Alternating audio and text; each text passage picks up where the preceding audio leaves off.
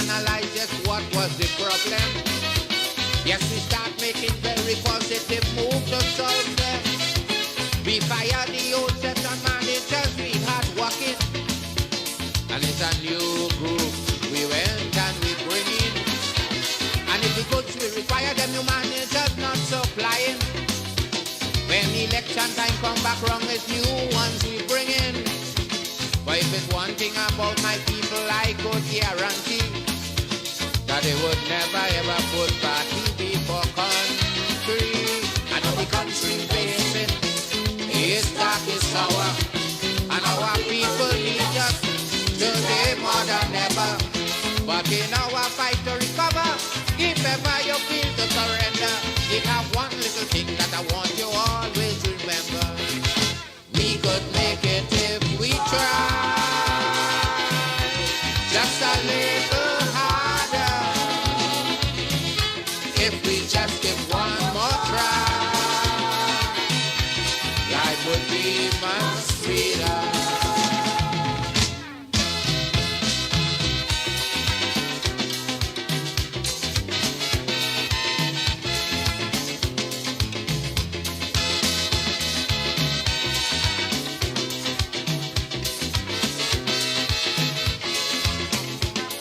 The treasury was full and happy time some was enjoying. It's in Mova and Laventine poor people was living. Now the treasury flat and the country come back to square one. Poor people remain on the same old ghetto injunction. But to get the economy return today on some footing, it's the same poor people 10 days and cola they're taking. And without social unrest, poor people paying the price. Because they know for the country, nothing too much to sacrifice. And if the country facing is dark, it's sour, so our people need us today more than ever. But in our fight to recover, if ever you feel to surrender, it have one little thing that I want you always remember. We could make it if we try. Just a little harder. If we just give one more try, life would be much sweeter.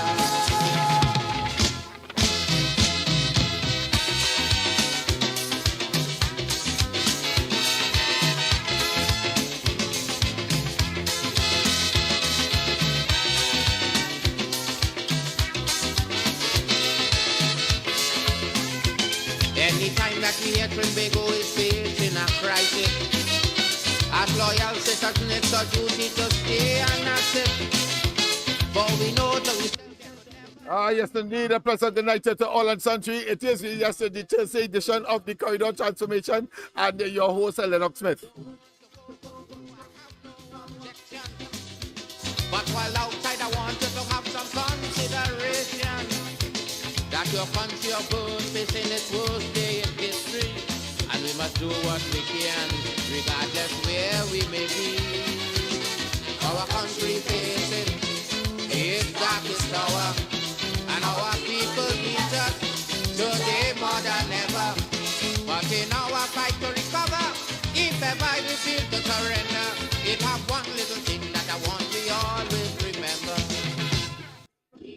Yes, collectively and individually, we can make it if we try.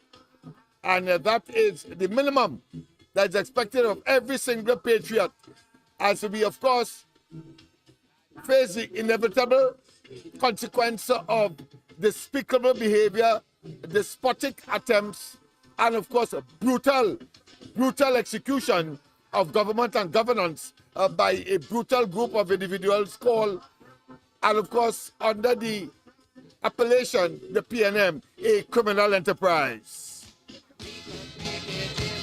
Try, just a little harder now, a little harder. One more try. Sweeter, baby, sweeter. Try.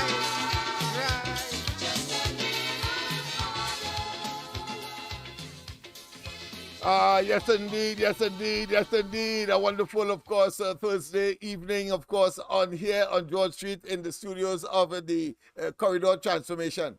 But what a wonderful evening indeed. You see, it is wonderful from the perspective that I feel much better than yesterday, the day before, and the days before that, when I had, of course, to succumb.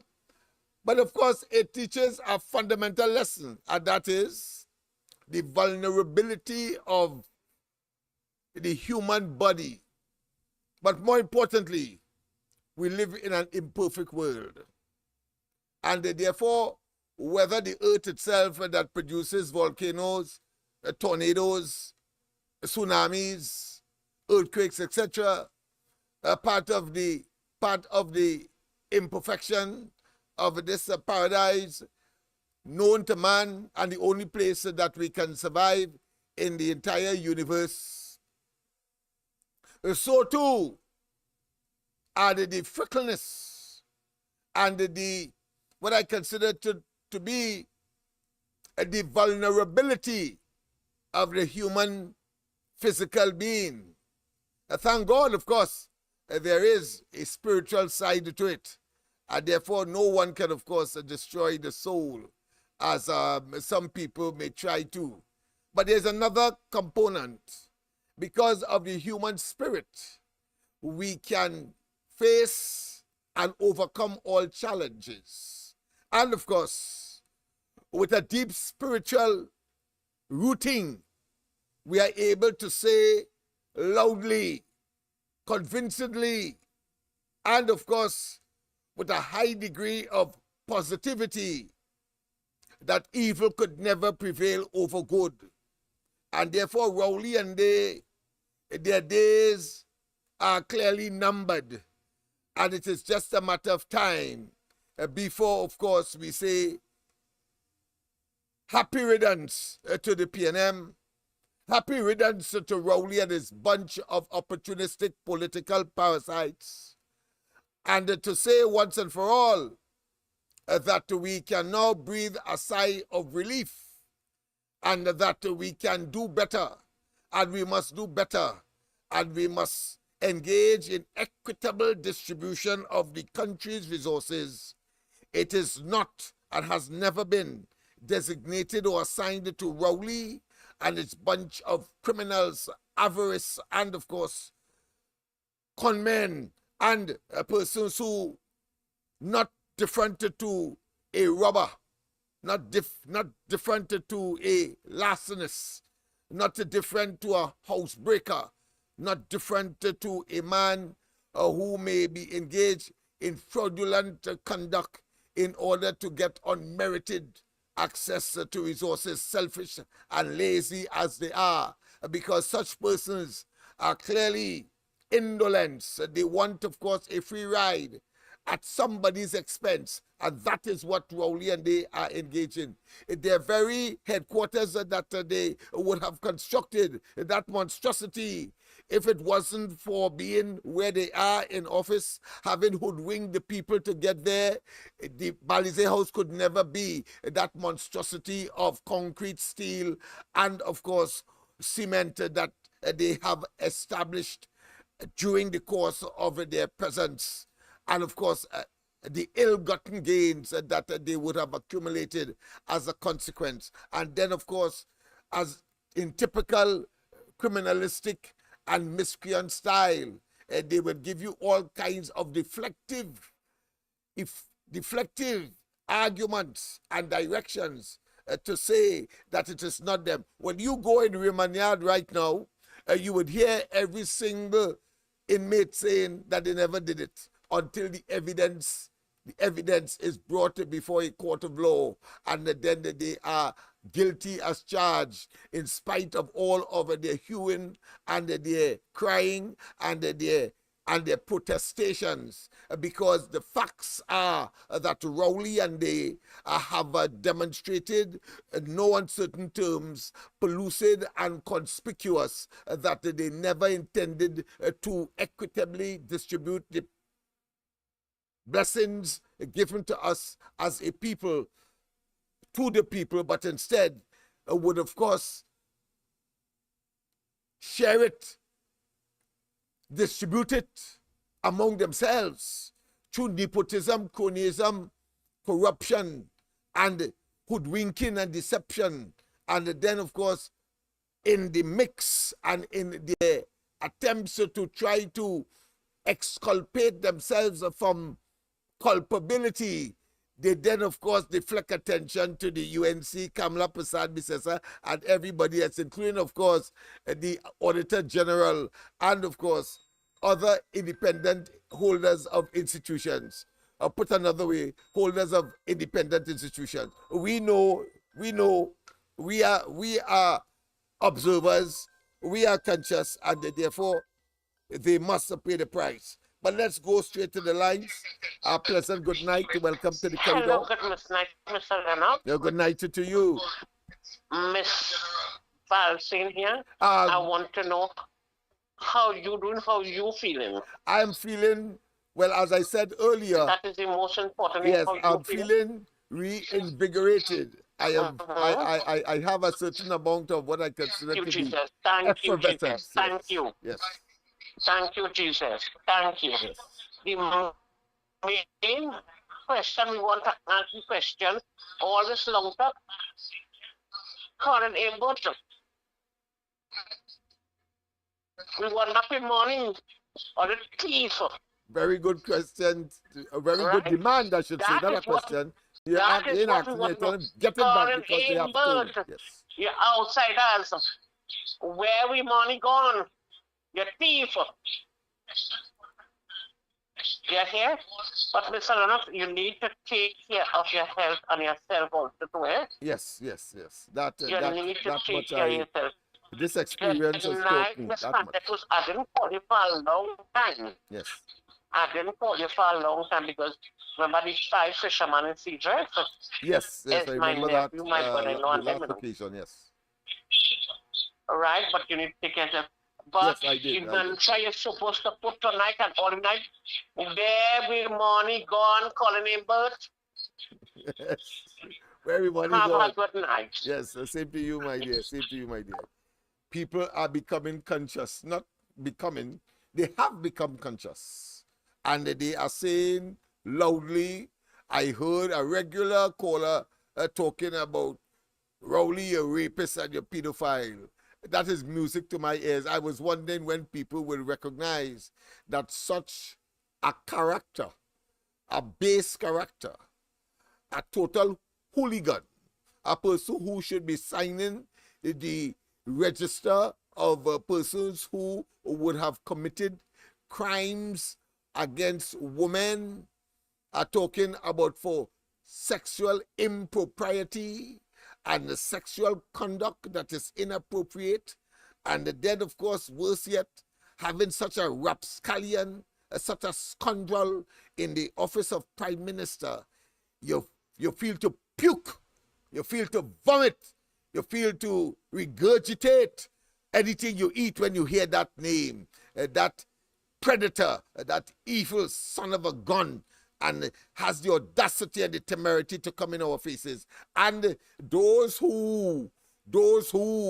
associate birds of feather flock together, I don't want to hear, even though we don't have any animosity or we have never had any. In fact, someone that I revered once and now perfectly described as erstwhile, are talking about Penelope Beckles, etc. I once respected her, but the fact that she could stay, hold on, and join that bunch of bestial individuals as a government, and it is too late now for her to say that she is disassociating herself, because she would have realized, obviously, that which she hooked to her political future and prospects too is now, of course, collapsing before our very eyes and in itself imploding,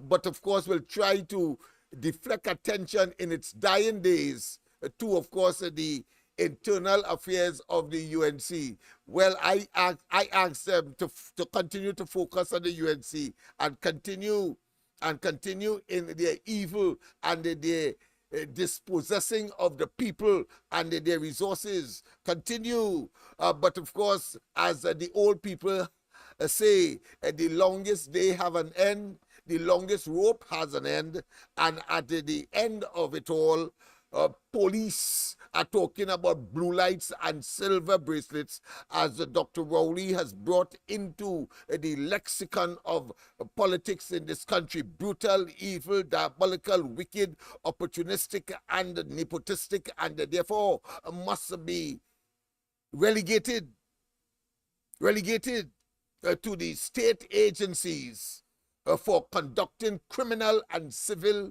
investigations in order to recoup at minimum and to put them where they ought to be, in cells, in prison. Obviously, coming before the court prior such a development. It is too blatant. It is too conspicuous. It is too ruthless. It is too reckless.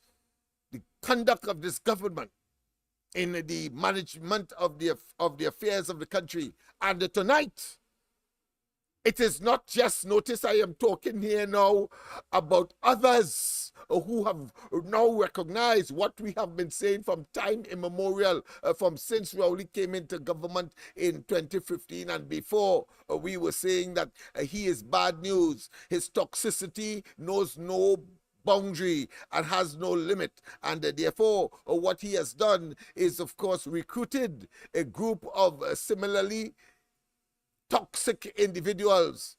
Notice there's a distinction, of course, I must say, between toxic and of course, if you are drunk, if you are inebriated, well, as far as drunkenness is concerned, they are drunken with power. You see, it is said that power intoxicates and make men giddy, intoxicates. But of course, they are both toxic and intoxicated. And as a consequence of that combination, they have lost the focus, they have lost their humanity, and they have lost, of course, their compassion for the ordinary person who clearly is now in the majority and has always been. But what we know is that with a more congenial and more sensitive administration, the situation that we have found ourselves in almost abject need, abject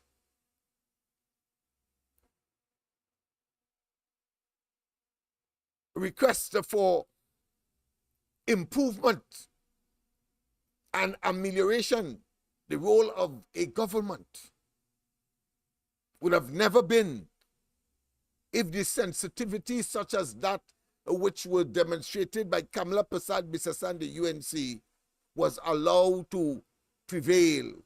But we now have to fight, and we have to insist, and we have to discard that which is now purporting to be government and exhibiting governance in the form of the PNM, a criminal enterprise, is unfathomable, unacceptable, and cannot be countenanced.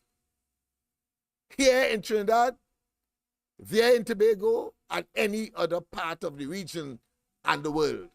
That being as it may, the latest, let's go straight, of course. Don't forget, of course, the number to call, 337-6940. That's the number to call us here. You can get me here now, as of course we continue to resist the onslaught of this administration for their selfish and, of course, self-serving aggrandizement. Let me make sure that the audio is all right. Okay, good. Yes, it is, and therefore we must be able to do what? To make it, because we try. But let's go straight to the lines before we engage that piece of what I consider to be calypso that is very relevant. Pleasant good night. Welcome. Pleasant good night. Welcome. A pleasant good night. Welcome. Yes, Lennox. Good night to you. Your Good night song to you and as well. bright tonight. All Everything right. okay? Yes, yes, indeed. Yes, indeed. Much, much better than last night and much better than the nights before last night. So Right. I am refreshed. Nice, nice. But Lennox, I Yes. want to ask you something with all this talking and be talking about blue lights and silver bracelets. Yes. That a song like real kicks, you know. The way it does place it, blue lights and silver bracelets. Well, I'm only Which police come into hold he with this blue light and silver bracelet? Police here in Trinidad? wherever, but I know that that is inevitable. Wherever. Here in Trinidad, out of Trinidad, it doesn't matter. But the blatantness of their conduct, their criminal conduct, is so clear that any rookie investigator must be able to bring all of the major players, in particular, Rowley, Hines, etc., to, of course, justice, criminal justice. But I know no police here ain't doing them anything with this puppet commissioner they have.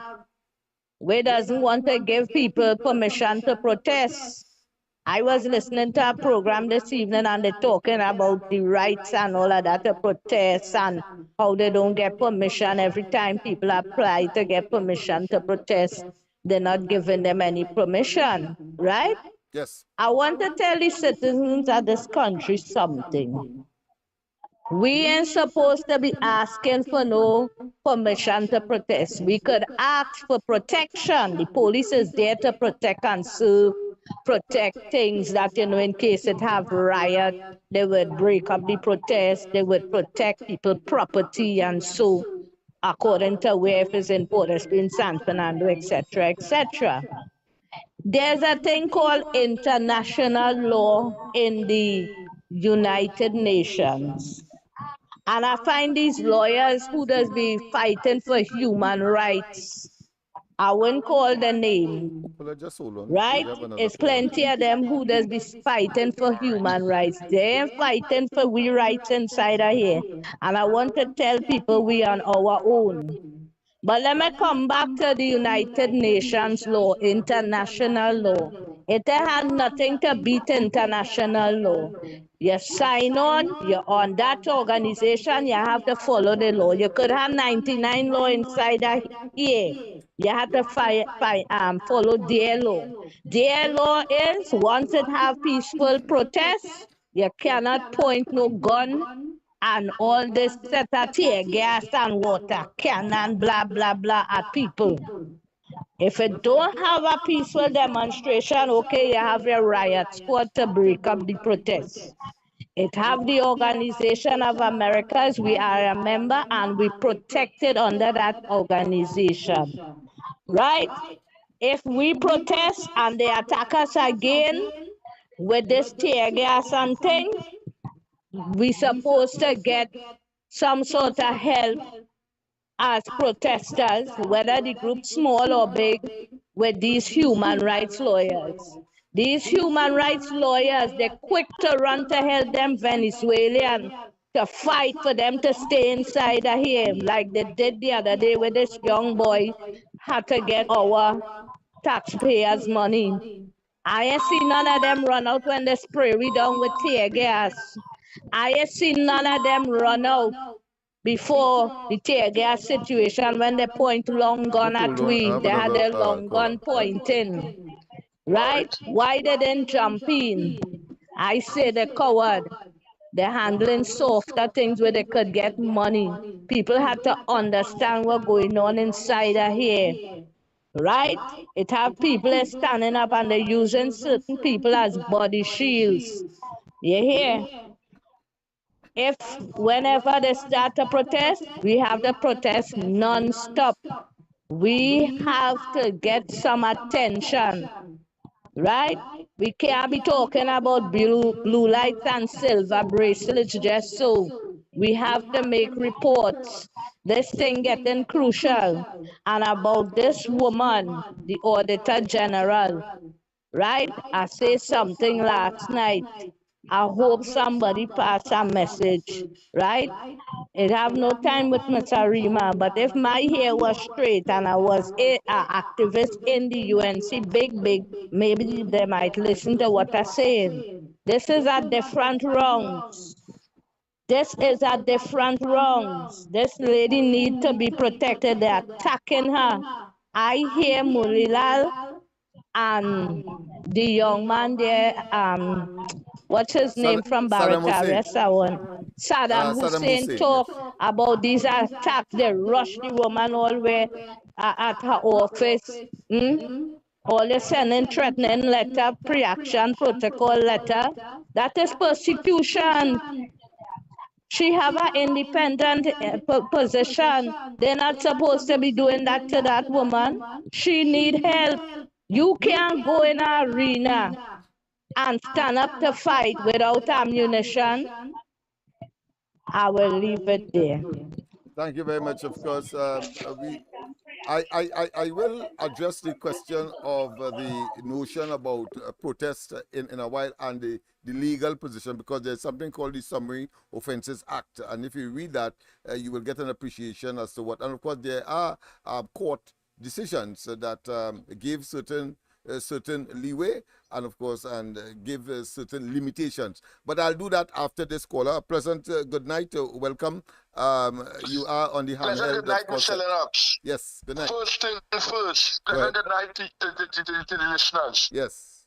Mr. Lennox, how you are going? How you are feeling? Well, as I said earlier, I'm feeling like a now open soft drink, just effervescence, a bubbling.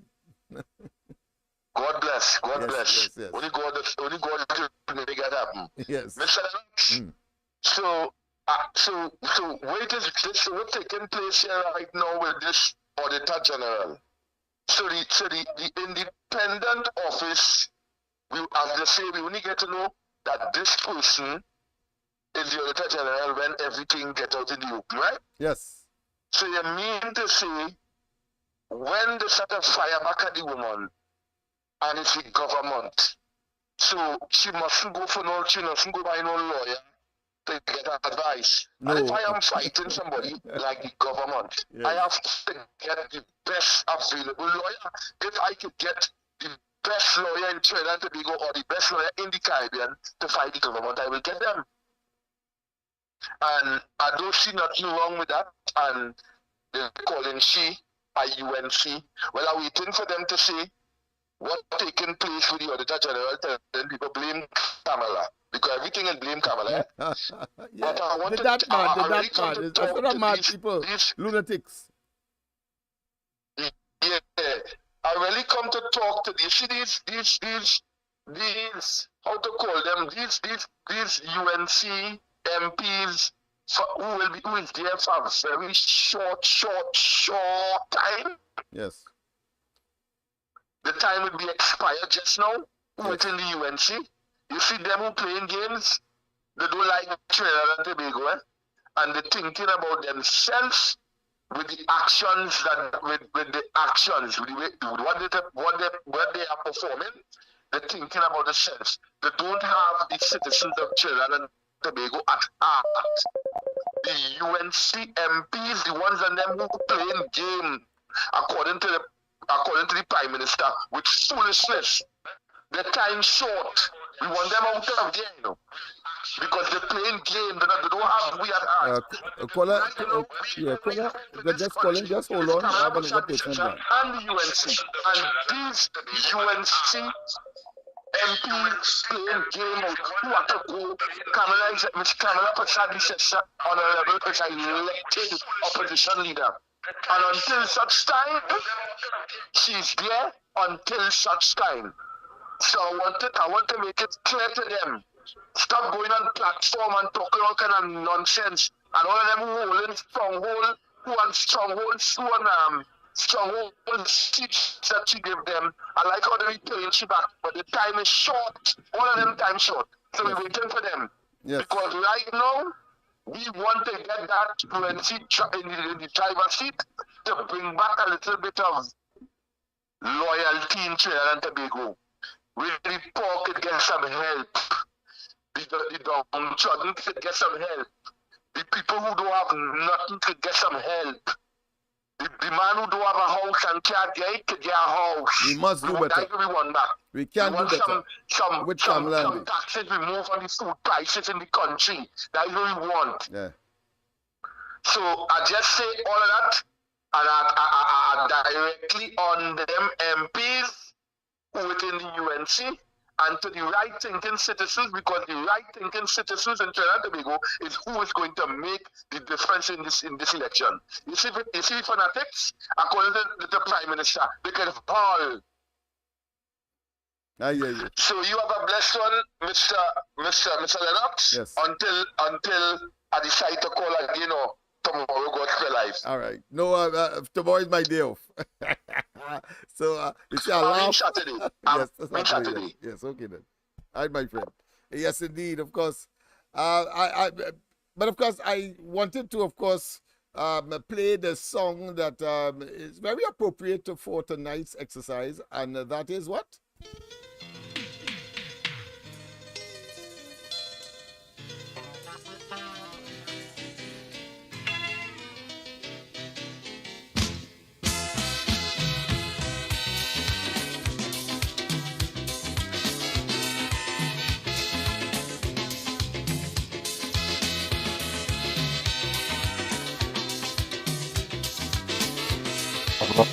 Pressing matters in the national domain, including matters relating to the Auditor General and this scandal surrounding Minister Imbert, the Attorney General Armour, and their interactions with that independent office of an Auditor General. A very serious issue that is taking place in our country in relation to this constitutional impasse between the Ministry of Finance and that of the Office of the Auditor General.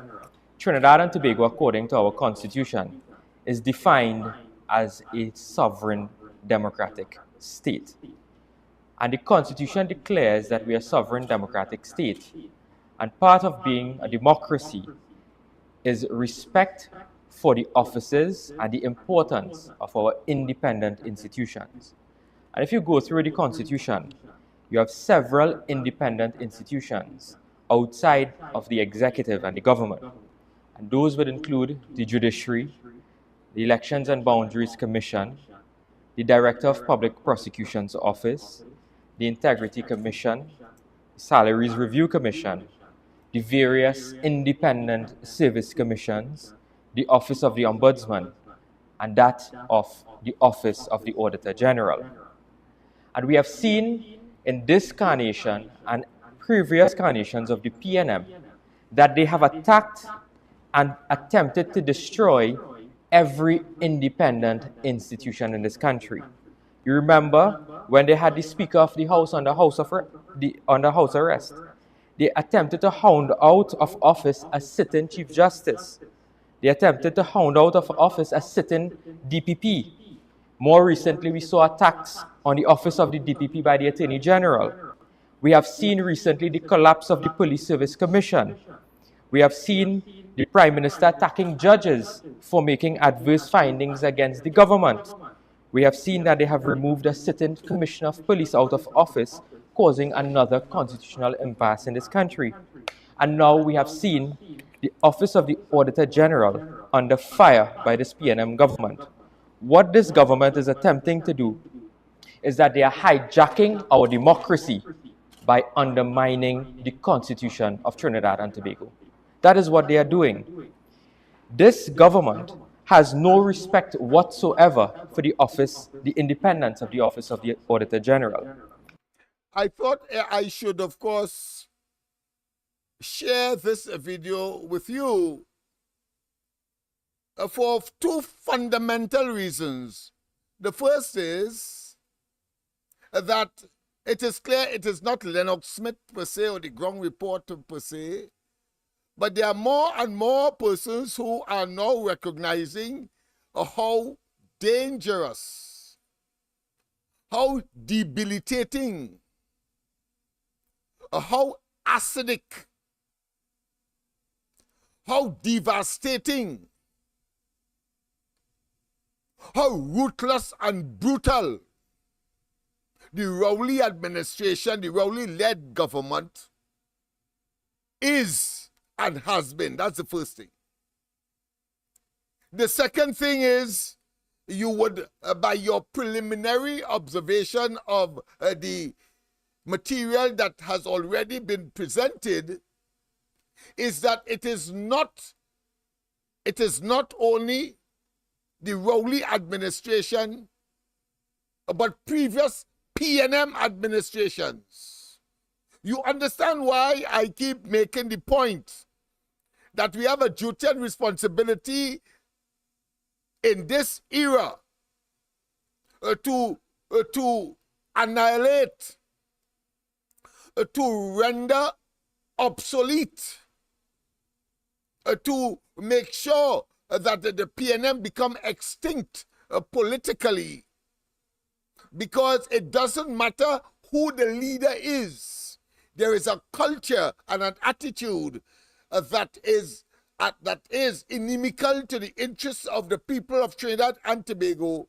And we have seen that whether it was Manning or whether it is Rowley, who is much more devastating and of course aggressive in terms of his utilization of the platform or the chariot or the vehicle called the PNM in order to perpetrate not just the evil, but the criminal and civil, obviously,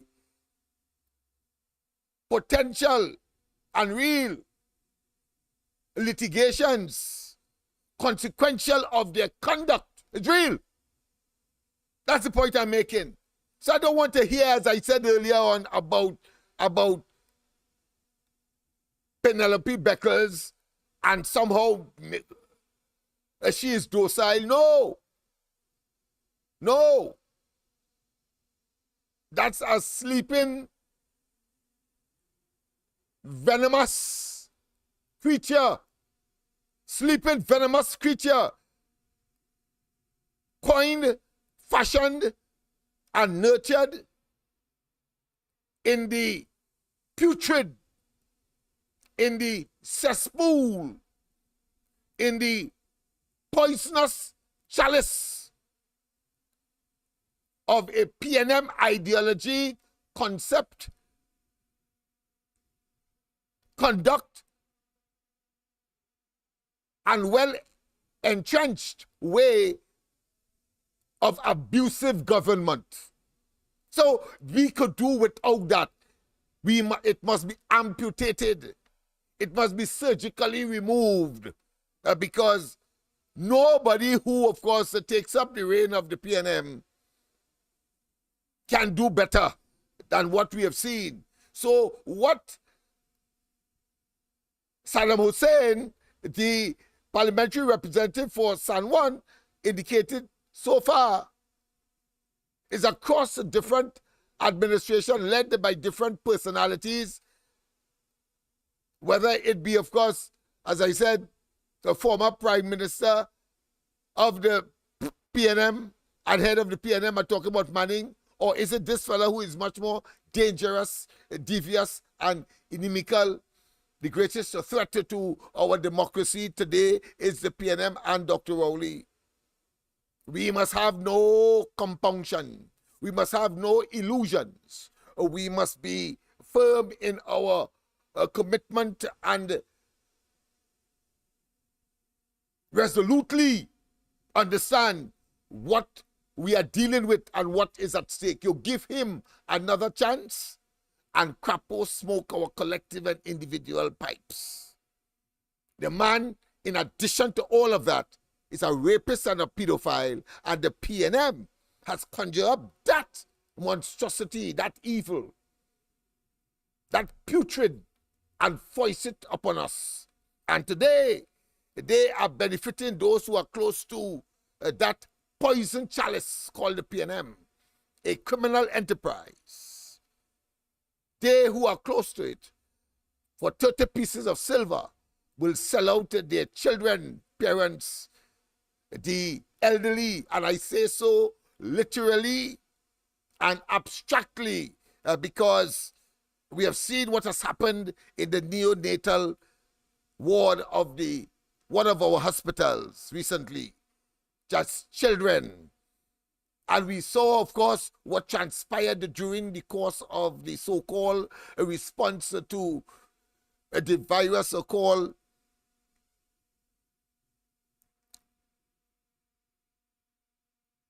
such a beautiful name, COVID-19, but turned out to be devastating for our senior citizens. We have seen in between murders upon murders with no resolution in sight, and under a Minister of National Security and a government that has lost its way, given up, and could come with all kinds of what I consider to be asinine, simpleton excuses, inclusive of course, crime being a public health problem, and you should take a tablet, go to the closest drugstore, go to the closest pharmacy and ask them for a tablet when a fella point a gun at you and discharge the bullet. That is what we have. That is despicable. That is egregious. That is wicked. That is diabolical. And that must not be countenanced. Let's go to the lines. Let's go to the lines. Pleasant good night. Welcome. Pleasant good night. Welcome. Pleasant good night. Welcome. Yes, hello again, Lennox. Yes, good night to you. Well, I hope people listening carefully to Saddam Hussein. This is a dangerous thing. No democracy. They break the democracy. No checks and balances. No transparency. No procurement. No nothing. No nothing. Look at the position we reach. This is something really, really crucial here. You hear what I'm telling you? And I want to know what he and the rest of them doing. Where the democracy going down the drain. I ain't talking just so you know. I ain't talking because I get educated and I know all where they could go. We need help inside of here. This man is a terrible man. This man, he out of control. This regime not easy. And these people sleeping whole night. They're dribbling and they're snoring on themselves. They even sitting down.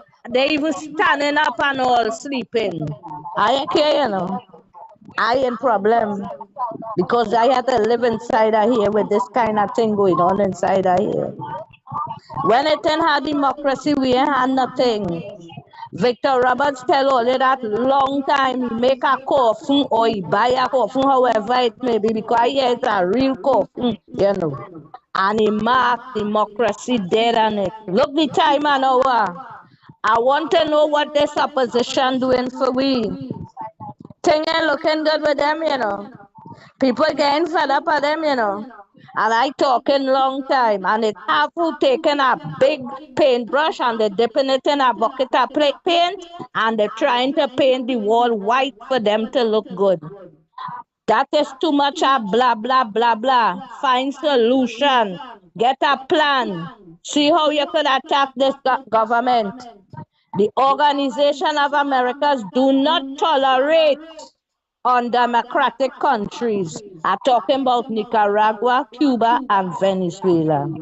The Venezuelan government walk out on the organization. They no longer in that organization.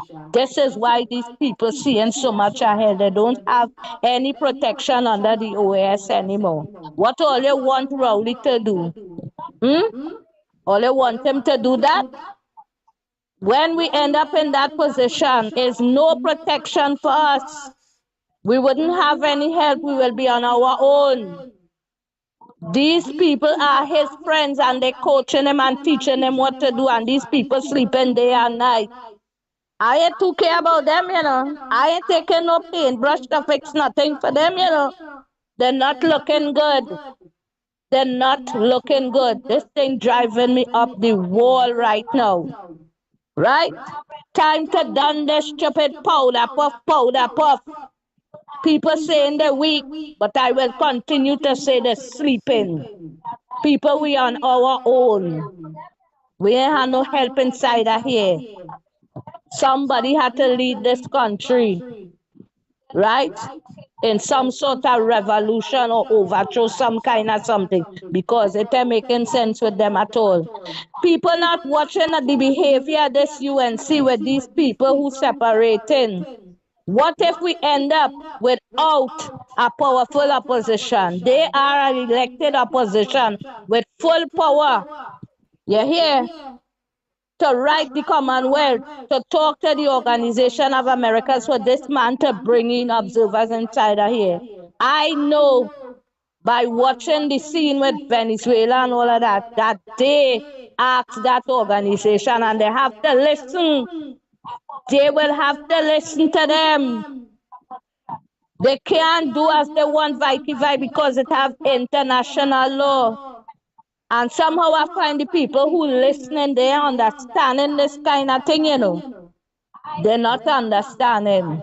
And again, I'm talking to them human rights lawyers. We like to run and fight case for them Venezuelan. We will hear about all in our timing. Everything taking time. You understand? Everything does take time. We must hear about all here. Have a good night, Lennox. Thank you very much. And of course, a very powerful position. But of course, as I said, we are going to explore some of the issues raised by that particular caller.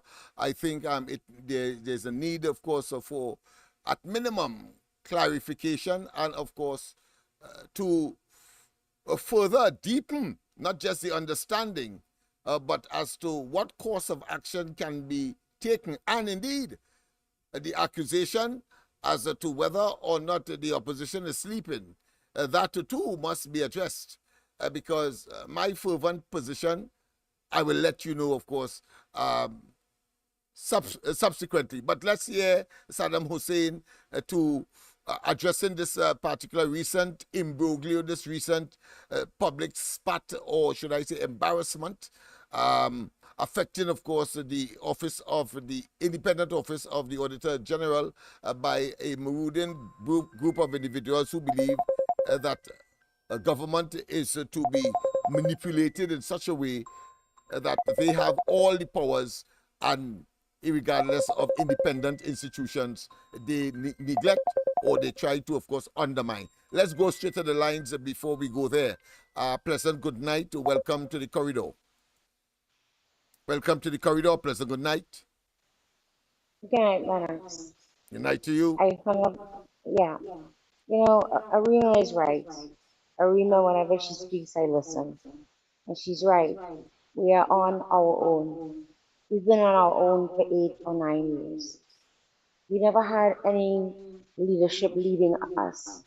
I've been here that long, and I tell you, it feels like nobody cares, and I feel like that the OAS that Arima spoke about, they don't care about Trinidad. They have no interest in the citizenship.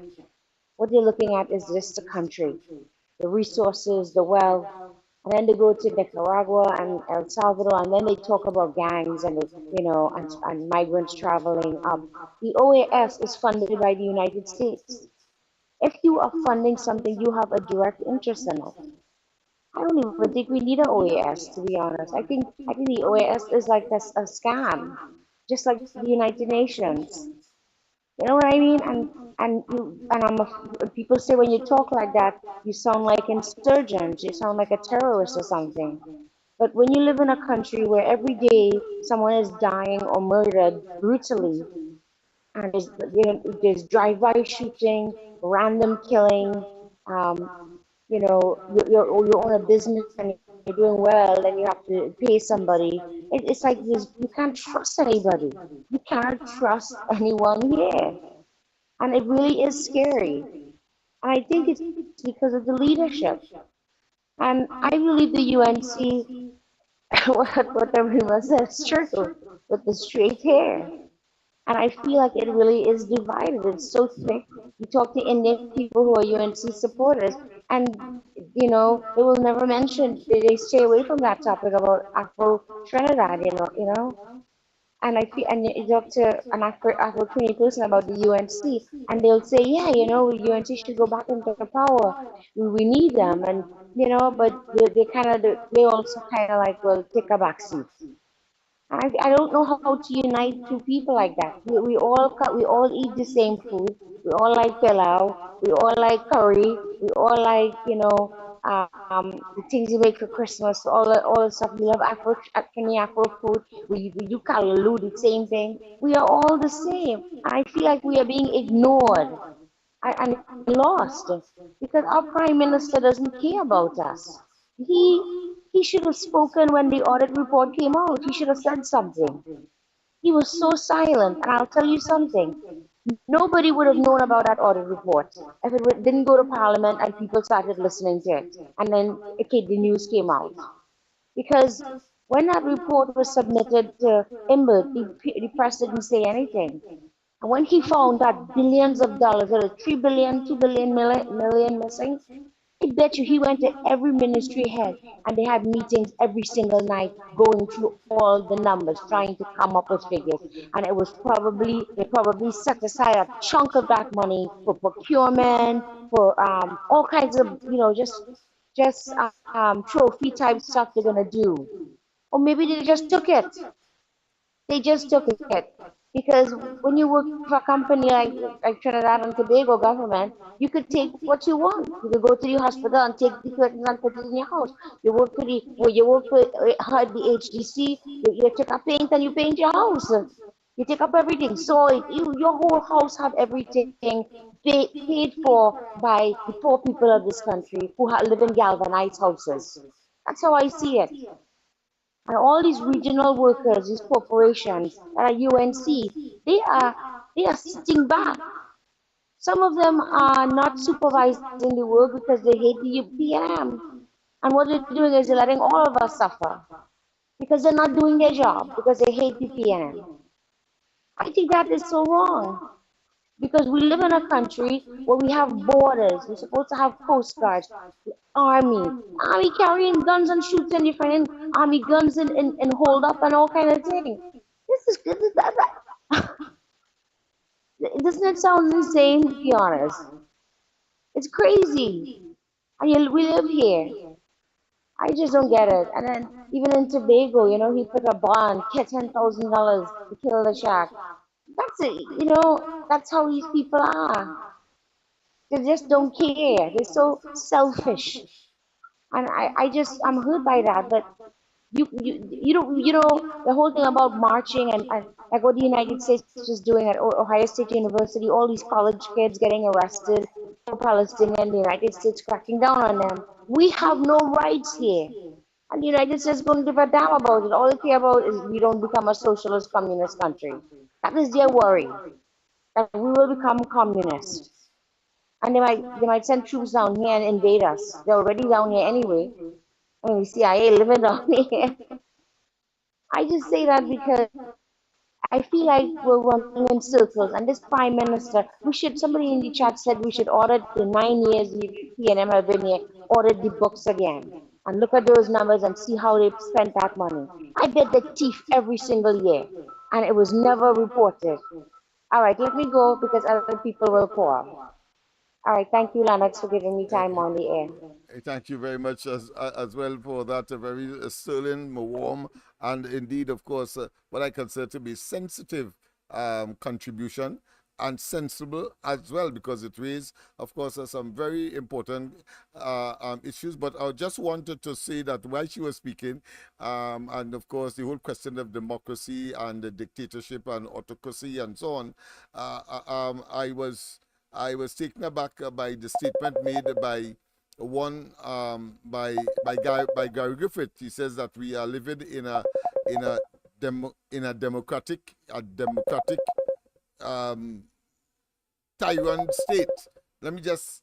But I have a call, boy, studying what to do here. You'll have to be speedy because I have another caller on another line. But go ahead, caller. Go ahead, Miss Arima. But I have another caller on the line, so you have to try to be as speedy as possible. Go ahead. Yes, you're giving way. All right, okay. It appears that she has given way. Let me just take this call. Pleasant good night, Mr. Tagarigua. Go ahead. Right. You hear me go there? Loud and clear. Loud and clear. Right. Now, first thing I want to say is this. Yes. Whether the PNM care about the country or what an hour, the hell with them, we don't care about them. We know they don't care about the country. What's important is that we care about the country. Right? Yes. So they don't care about the country, the hell with them.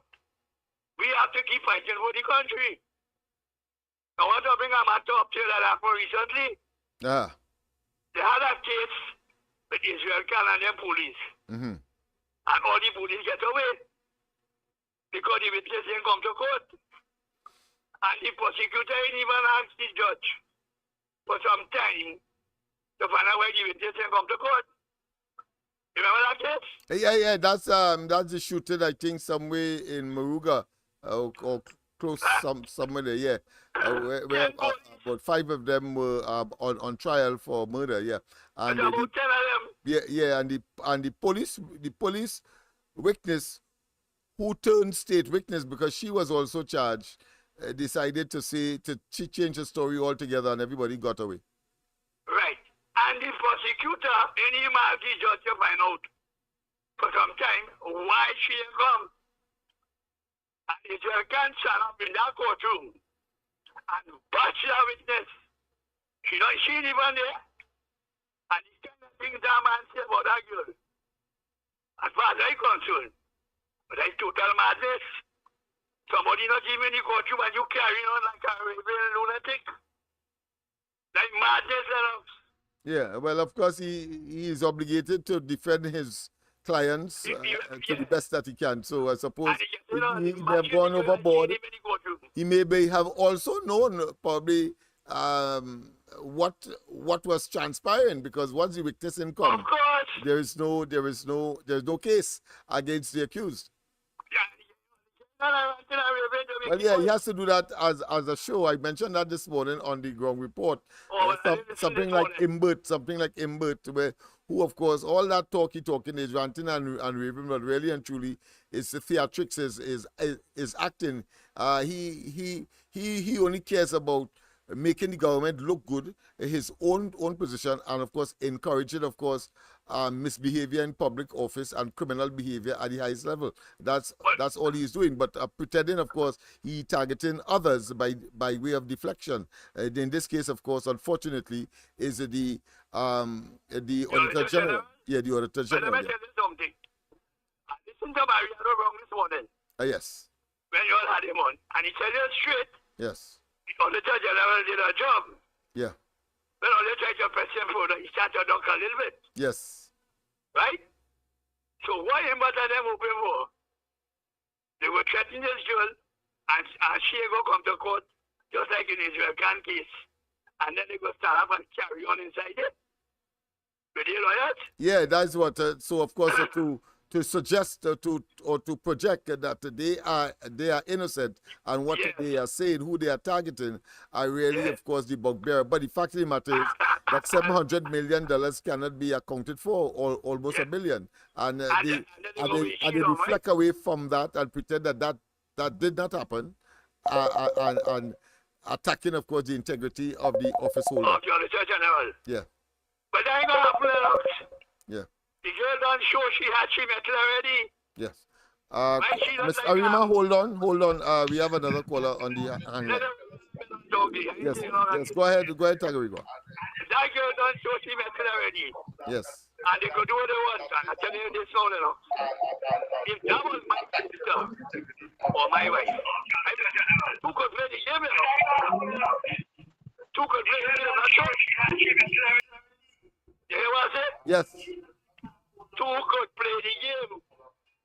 Anybody want to threaten my sister or my wife or whatever? Yeah. All I got to say is, you know, two could play the game. Yeah. You know why it's coming wrong, my family over there. I say, my Yeah, well, family, she's prepared to carry the challenge to them, to fight to them. That's That's clear. right. And she has good Fight to them. vesicular fortitude. Yeah. She have it, and Yeah. she must have got family too. Yes. Don't let them be there, watch and go run Yeah, over and somebody should. The DPP has showed that he had less testicular fortitude. The entire Police Service Commission, the Integrity Commission, etc. Even some of the members of the judiciary. But of course, that is a novel response to a bunch of what I consider to be obnoxious, brutal dictators. I could use the word shit, Lennox. Use the word what? Shit. Yeah, of course. Use that here. You can use it here. The DPP, that's your tongue. All right, good. Okay. But I don't know. You see, Gary the vet? Yeah. That is a brave man. He just like you see, just keep talking. Yes. Gary never friend nobody. Yes. He just keep talking. He make up his mind if he after that. Yes. That's how it have to be. You can't live but on this. Right. Mountain crapper from Dominica, they're frightening you. Yes. So the Auditor General, you stand up for them, eh? Yes. And if you have brothers like me, two could play the game. That's all I got to say for now, Lennox. All right, thank you very much, of course, for that contribution. Yes, let's go to Miss Arima now. Good night, Miss Arima. Hello again, Lennox. Lower the volume in the background. Lower the volume in the background, please. Yes. All right. Okay, go ahead. So, yes. hello again, Lennox. Yes. I listen to Mr. Tagarigua. He just talk there like you and he having a conversation alone, boy. His tone, he just sounds so comfortable rapping with you. Yes, I hear he asking a question about a word he want to use. Yes. I want to tell him, them thing you could say it because people had to use that now because of this government, all of that in style. I had to use it the other night plenty, right? But I want to tell the lady there from Madras Road, right? Yes. You can't say the OAS care nothing about us. It have people who don't understand about that organization, and it have who are willing to learn, right? But for those who willing to learn, you can't talk so to turn them off. You move wrong. You make a statement there. It's not true. We have to report. They're not going to jump in here. You hear Saddam Hussein saying this is a sovereign country. This is a sovereign country, and you can't just come so. God say, help yourself, and I will help you. And if we help ourselves, I'm speaking about the opposition too, if the opposition put some sort of help and go and report to them, right? They will assist us. Again, you make a statement saying they're funded by the United States. It's not only by the United States. It's a group of countries here in the region and CARICOM into that organization as well. Right? They gather and they have a voting and they discuss and they make decisions. They assist countries like El Salvador because the citizens or the opposition will make report. Nicaragua, the Venezuelan opposition. But not this one we have here, they're sleeping. And when I say we on we own, we know fully well that the government don't care about us. And when we have the government, the opposition is the one to take the lead, but they're not opposing this government in that way. Anybody does hear them talking about the Organization of America?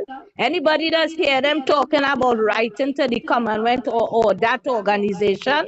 No, they don't talk about that at all. They sleeping. When it comes to that, they sleep. Because I know the Fred Rowley, the coward.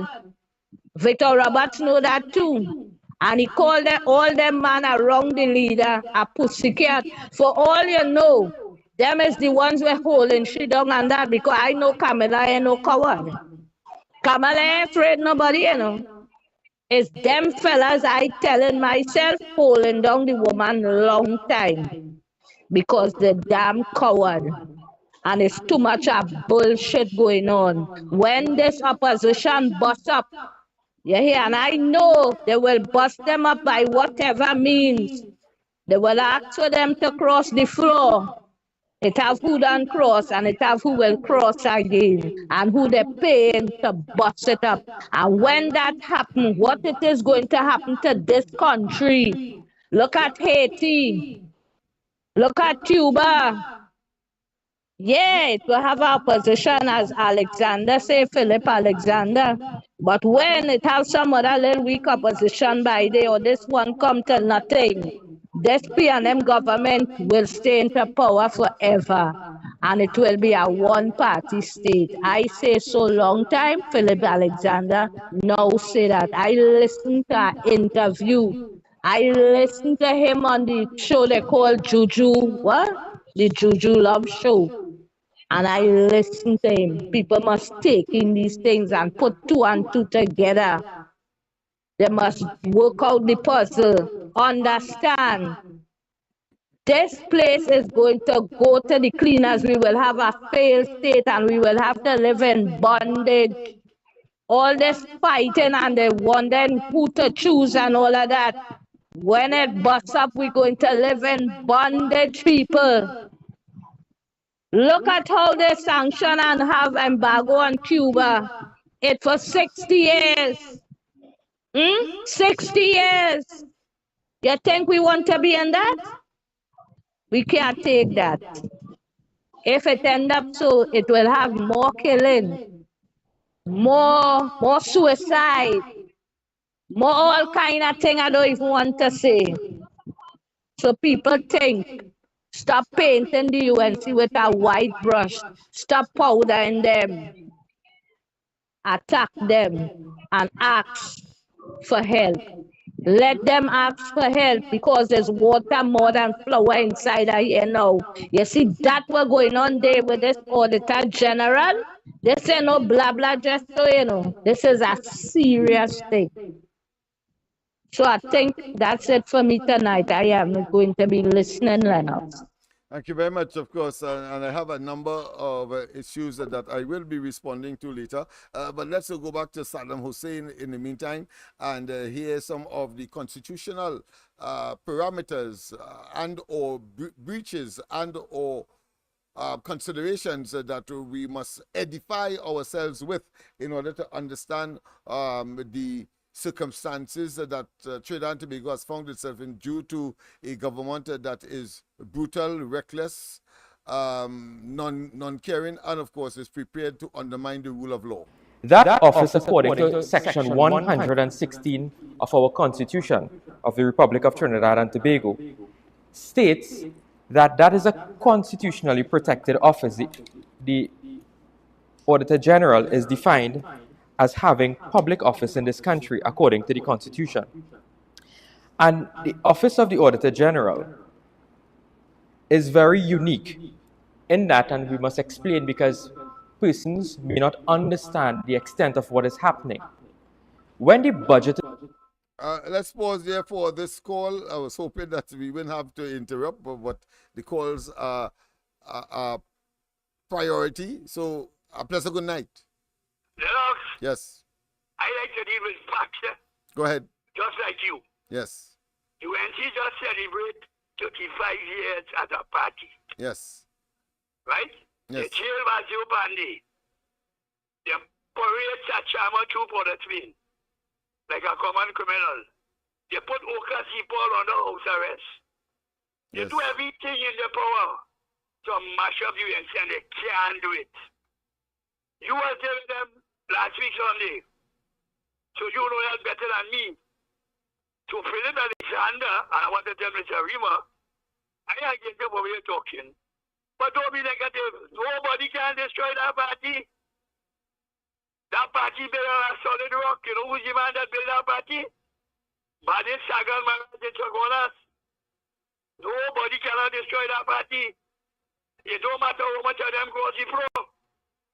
Right now, you have 19 seats, Lennox. You only want 2. And you say they go get 9 more. Yes. But you only grow more than me. Rowley can't win no seat in the UNC area. But Kamala could win seat in Rowley area. That's straight on. It has not like mashing up no party. Who could mash up that? Gary Deputy tell you that. He comes to his senses and he tell you that. UNC, they just steal the rocks. As I said last night, them shake off on them for marijuana, they can't interfere with you. Only go pass what money you want. They cannot destroy the UNC. That bill what would you ask? 25 years today and they're trying and can't do it. It's mad, they're going mad. It's haunting them, they can't get rid of the UNC because they want to be dictators. And they can't, it's never happen.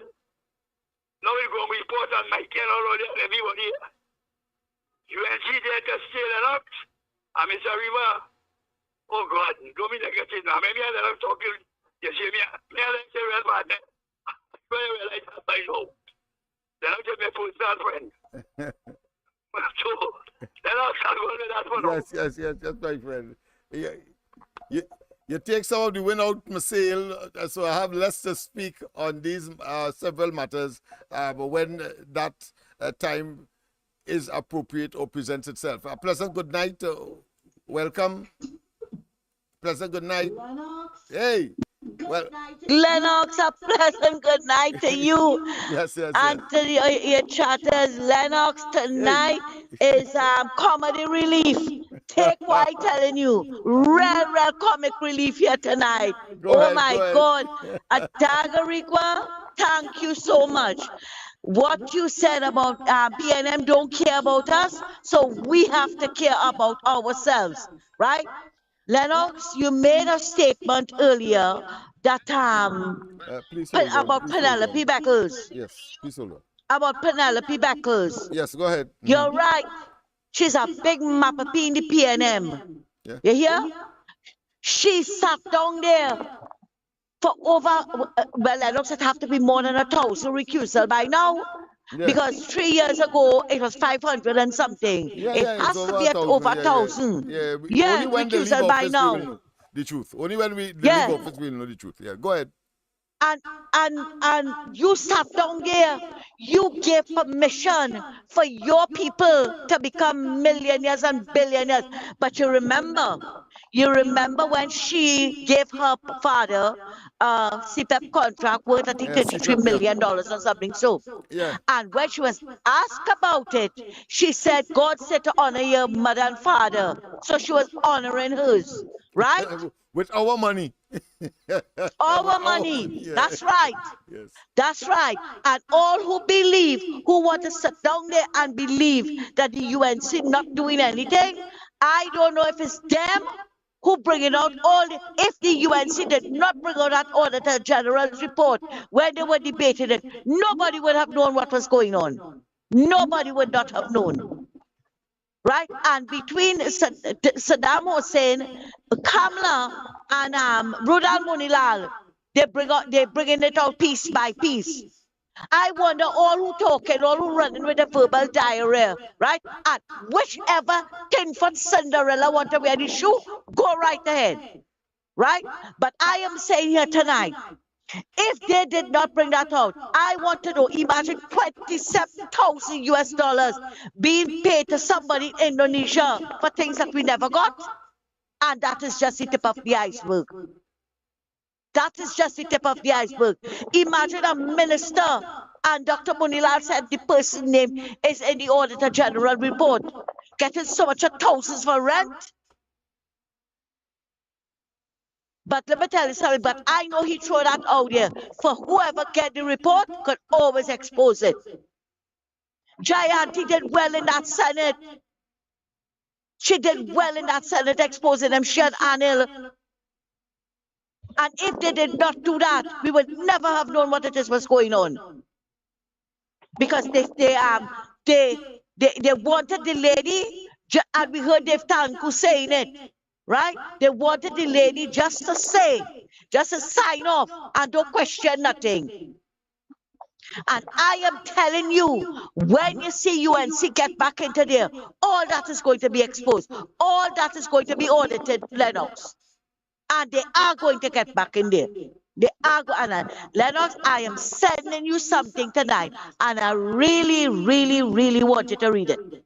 I really want you to read it. I will. It's very, very important. It's very, very important. You hear? And you know, you have a saying, God works in mysterious ways and his wonders to perform.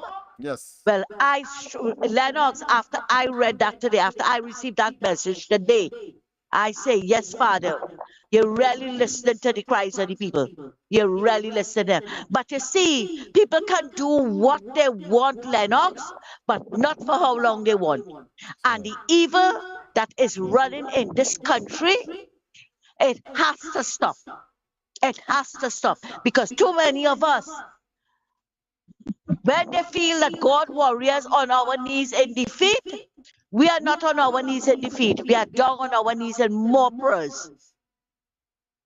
Because you want to tell me, Lennox, a man died in the States, right? Nobody know him from Adam. But all they could have protest for the man. 21 babies died in our hospital. So baby lives didn't matter, Lennox.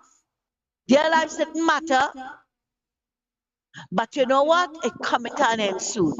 It coming to an end soon. Lennox, thanks a lot and take care and have a good night. Yes, indeed. Yes, indeed. You see, so we have, of course, what is called a dialectic, where, of course, you have opposing positions.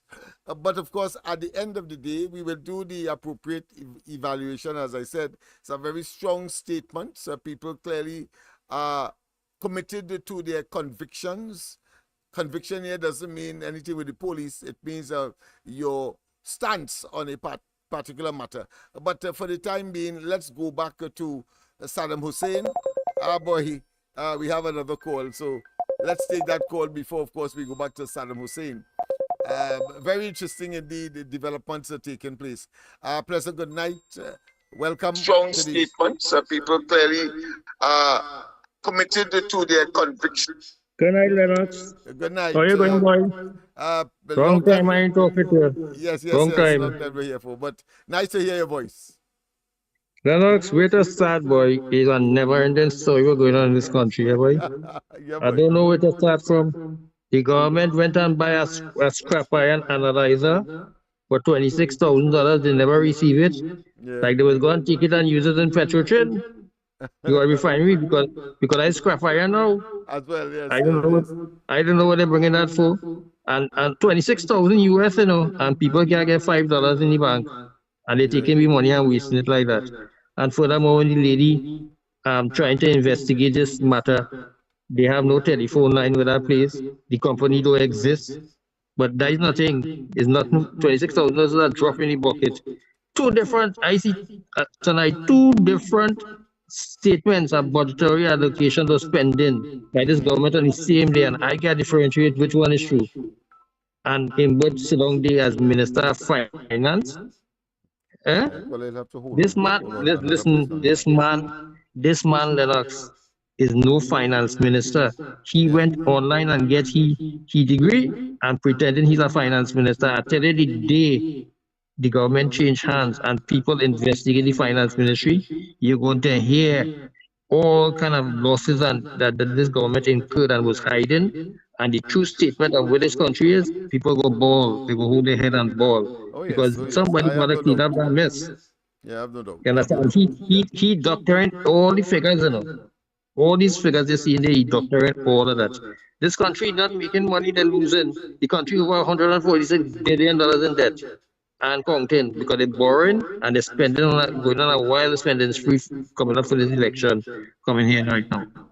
I ain't seeing the COP, the Commissioner of Police these days, Lennox, like she gone on pre-retirement leave. Well, typical PNM style, when they are in the doldrums, when their political stocks are waning or is so devastatingly inhospitable to them, they then, of course, go definitely silent. So that seemed to be the course of action that might have been spontaneously or voluntarily engaged in by, of course, this Commissioner of Police. they I talk feel enough she's seclusion. I nonsense. feel she's seclusion praying and all that. I feel that, because She remember praying. she said we need to pray Well, more. Yeah, whoever. she needs seclusion praying. Well, clearly Because it's a silent prayer. I see a businessman get killed and it's alleged that the man was being extorted. And this seems to be a new industry where the criminal mafia in this country now Yeah, they're going extorting to be people. creative. Yeah, they're going to be creative. And Yes. once you refuse to pay them, they set an example by gunning it down. And Yes. not one person has been brought to justice with all these murders of these business people and them that taking place. And she sit down there doing twiddling she thumbs and pretending like nothing is happening in this country. People being murdered left, right, and center. Babies being killed, all these other things. Nobody ain't paying for that. And I want these 5 dissident MPs from UNC who leave the parliament last week Friday and not supposed and they wasn't conducting the people's business to understand that people ain't stupid outside here. All 5 are already cook up all their plan to leave and go and all they sticking by that, right? So why the other 14 didn't do the same thing too? Why it is them know it had a meeting after and all they know that? But what shocked me is Anita Haynes with she lame excuses, eh? She really lame. But all 5 of them, they have to replace. Well, Rodney Charles on gone already. But the next 4 of them, they have to go. Because if you can't toe a line, it's the people's business you're dealing with here. Toe a line to do the people's business, and then they could, whoever in fighting you have, you do that behind closed doors. Right? Not in open forum. You don't see any PNM doing that? But no, they have to go because they cannot toe the line and they're causing a lot of destruction in the party and also in this country by what they do there. Have a good night, Lennox. Yes, indeed. And before, of course, I get into the substantive argument that I want to, of course, share with you, having regard to what was said earlier. I want to say on that last note about the dissident, if you want to call it that, parliamentarians on the UNC side, I want to say that it is a clear case, as Munilal rightly said, of ill discipline or on principle, whichever way you want to take it, because I cannot see a parliamentarian knowing full well that a session is about to or is in session and not communicating at least with the whip.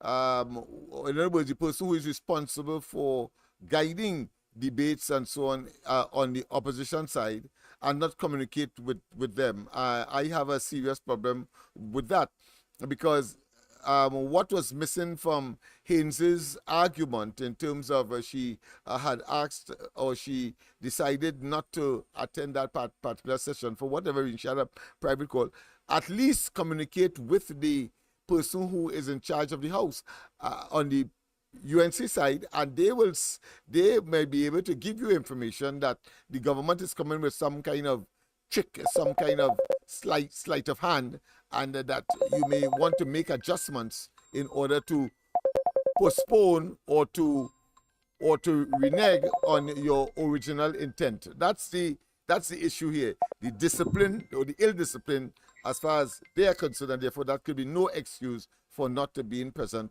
in the parliament to, of course, take advantage of the opportunity that would have presented itself. Because very often opportunities like these come unexpected, and the opposition is expected, of course, to capitalize on it. As indeed the government will when they see, of course, some kind of kink in the armor of the opposition. And so it goes vice versa. A pleasant good night. Welcome. A pleasant good night again, Lennox. Lennox, Hey. hello? Yes, go ahead. Loud Yeah. and clear. Yeah. Lennox, I wish you would get the interview that David Lee did on Mikey's program. It was a beautiful interview. He left out nothing. And you are right. According to what Mrs. Prasad Misesa said, you all receive supplementals. Couldn't you read it? Don't you read it? Don't you know how to read? And as Munilal rightly said, did you all only come for the food? Yes. Munilal, he read this on them. It's good. It's good. But I want to tell the last caller, yeah, you're right. I'll listen to what you say. But I find, don't get rid of them. Send them in Laventille. Laventille East and West. send them in Aruka Maloney, Bonnier, send them in all those places. And when they lose, nobody can say Kamla put them out. Because the big people, and you know, Mikey has a saying, right? You can try to embarrass me, but you cannot destabilize me. Right? And that's what a lot of people feel that they could do. Embarrass the woman, but they could never stabilize her. And I agree with you, Tagriqua. UNC was built on a damn strong foundation. And nobody is shaking that foundation. And we will show them. We will show them. Because it's not when you have a long mouth. You see what happened, Lennox? People want her to behave like how Rowley was behaving. Yeah. That is That's how they clear. want her to behave. Yeah, that's clear. There's a school of thought that said that's the best way. But Rowley is a criminal. He's not an ordinary, civilized, decent, diplomatic individual. Yeah, but he's I mean, dishonest. he's dishonest. So you want Kamala to be like that? No, he is pretending. No, we don't want her to be like he's that. Pretending what he's not. He fabricated emails to get her out of office. That's right. He lied about Section 34. That's what Lennox, you know what this thing reminded me of in the Auditor General's report? Go ahead. I don't know if you can remember, but you know me, I have the memory of an elephant, okay? Yes. When the NAR came into office and they were doing checks and audits and so, I remembered Anthony Smart coming out and talking about invoices for material for the Maraval River to fix the Maraval River. Listen, sliding doors and frames, louvers and louver frames and glass, and a whole lot of household items. That every time I passed there, I was looking to see where the sliding door was on the river. So that is what they were doing. A house inside a river. It looks so. Right. Because if you see the figure, they buy 10 yards of gravel and go put it a door frame. Yeah, and then people want to come in some lucky's benefit or in their possession. Yeah. And that is what has been going on for a very long time under the PNM. And again, we are seeing it now. History repeated itself where this new auditor general is saying a lot of things cannot be accounted for. A lot of things cannot be accounted for, right? So when you see they want to talk about UNC quiet and UNC this and UNC that, sometimes you don't have to get like a rebel to get the point across. You don't have to be like that. That's right. You could get it across, you could get it across with being civil. But Rowley didn't know about being civil. All he knew was watching behavior. And I and thousands of people out there don't expect Mrs. Predecessor to behave like that.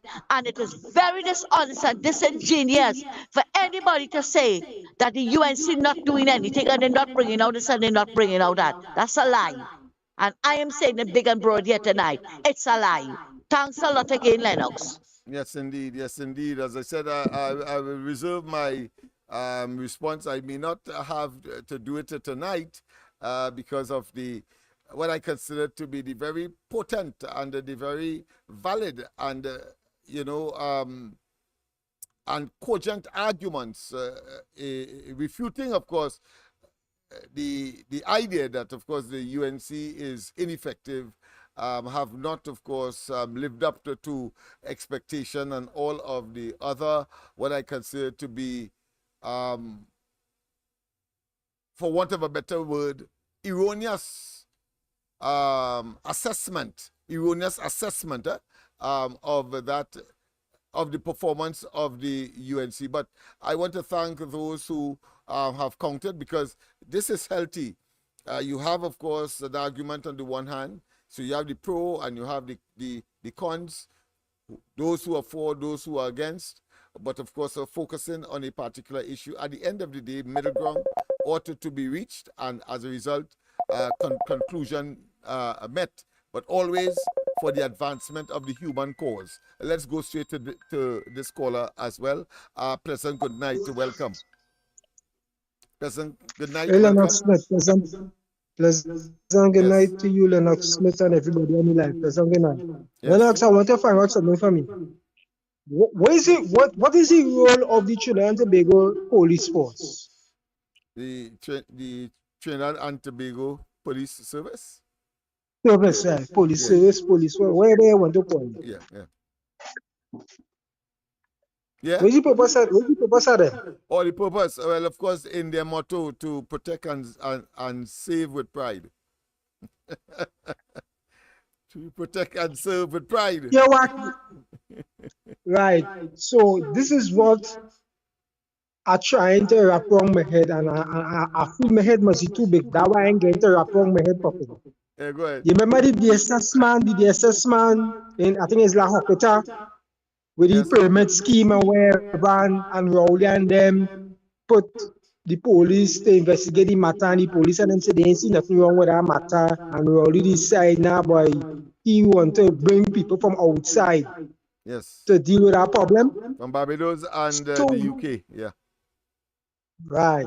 Now you notice every time poor people starting to benefit somehow, Rowley find people shouldn't have no money, so he putting the police behind them. But what kind of money they can account for? Why it is they can use the police force to find out where the money going?